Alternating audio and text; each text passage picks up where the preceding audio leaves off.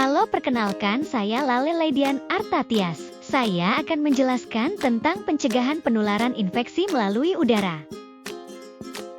Tahukah Anda, penyakit seperti TBC, COVID-19, influenza, hingga campak dapat menular hanya melalui udara yang kita hirup. Mari cegah bersama dengan cara sederhana, namun efektif. Penularan melalui udara terjadi saat orang yang terinfeksi batuk, bersin, atau bahkan berbicara. Partikel kecil ini dapat bertahan di udara dan masuk ke saluran pernapasan orang lain. Sebelum makan, setelah beraktivitas, selalu cuci tangan pakai sabun dan air mengalir. Pastikan seluruh bagian tangan dibersihkan, telapak, punggung, selajari, kuku, sampai pergelangan.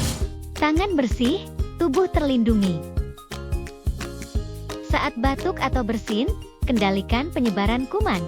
Tutup mulut dan hidung menggunakan siku bagian dalam atau tisu sekali pakai.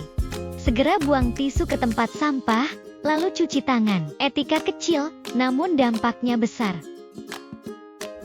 Masker bukan sekadar formalitas, tapi perlindungan. Gunakan dengan benar, menutup hidung, mulut, dan dagu. Hindari menurunkan masker ke dagu atau menyentuh bagian depannya. Jika masker basah atau kotor, segera ganti. Menjaga kesehatan juga berarti menjaga lingkungan. Buang sampah pada tempatnya dan rawat lingkungan agar tetap sehat dan nyaman. Pencegahan dimulai dari kita. Terapkan happy setiap hari untuk hidup sehat, bebas infeksi. Bersama kita bisa memutus rantai penularan. Mencegah lebih baik daripada mengobati, dan happy adalah langkah kecil untuk mencegah masalah besar.